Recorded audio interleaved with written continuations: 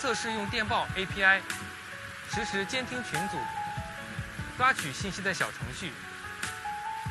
先看下目标群，程序实时把群内消息截取过来，再 console 输出。电报的 API 以前看了几次都没整明白，因为资料太乱了。这回终于用 AI 给弄明白了。以前用 Google 搜资料，80%时间都浪费在过滤垃圾上， AI 直接给你正确答案。